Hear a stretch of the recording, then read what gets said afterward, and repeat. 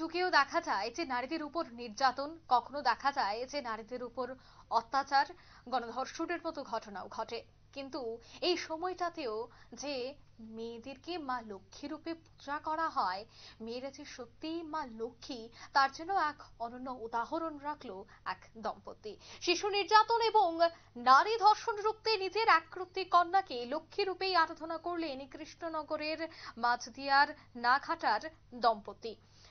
চারিদিকে যখন এই ধরনের ঘটনায় কলঙ্কিত করছে সমাজকে, ঠিক তখনই যেন আরো এক সত্য উদাহরণ হয়ে দাঁড়ালেন এই দম্পতি। নিজের মেয়েকেই লক্ষ্মী রূপে পূজা করলেন এবং গোটা পরিবেশকে, গোটা জায়গা, সমাজকে যেন এক বার্তা দিতে চাইলেন যে কন্যা সন্তান লক্ষ্মী রূপেই বাড়িতে আসে, তাই শ্রদ্ধা, ভক্তি, পুজো এবং অবশ্যই সম্মান করা উচিত। কি বলছে শিশুটি যাকে এই লক্ষ্মী রূপে পুজো করা হয়েছে, শোনাবো একবার। মা, তুমি আজকে লক্ষ্মী সেজেছো? কেন সেজেছো? মা আমাকে লক্ষ্মী সাজিয়ে পুজো করে, তাই। প্রতি বছর পুজো করে? হ্যাঁ। তোমার নাম? অরিত্রিকা বাগচি। কেমন লাগছে লক্ষ্মী সেজে?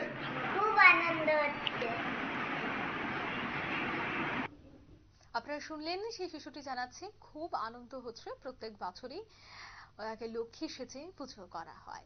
তবে এই শিশুটির বাবা কি বলছে শোনাবো।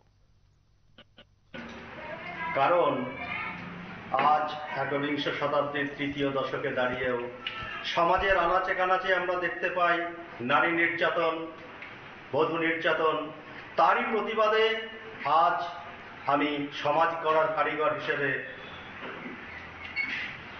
নিজের কন্যাকে লক্ষ্মী প্রতিমা হিসেবে পুজো করে সমাজকে এই বার্তা দিতে চাই যে নারী নির্যাতন বন্ধ হোক, এবং নারীকে আমি যেভাবে লক্ষ্মী রূপে পূজা করছি, সমাজের প্রতিটি মানুষ যেন নারীকে সেভাবে সম্মান দেয় এবং অবহেলার হাত থেকে তাদেরকে রক্ষা করে। বলছি, আজকে আপনি একজন শিক্ষক হয়ে নিজের বাড়িতে মেয়েকে লক্ষ্মী রূপে পুজো করছেন। এরকম তো অনেক পরিবার আছে যারা চাকরির দাবিতে ধর্নায় বসে রয়েছে দীর্ঘদিন, আবার কেউ যারা চাকরি পেয়েছিল চাকরি চলে গিয়েছে, তাদের জন্য আপনি কি বার্তা দিতে চান?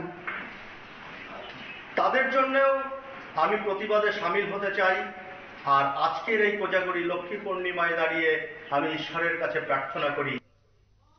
আপনারা শুনলেন তাদের এই বক্তব্য, অর্থাৎ বাংলার নদিয়া থেকে এই ছবি আজ উঠে এসেছে কোজাগরী লক্ষ্মী পূজার দিন, এবং তিনি জানাচ্ছেন যে এই কোজাগরী লক্ষ্মী পূজা প্রত্যেক বছরই কিন্তু তারা এইভাবেই পালন করেন। নিয়ে নিয়েছি ছোট্ট একটি বিজ্ঞাপন বিরতির, সঙ্গে থাকুন।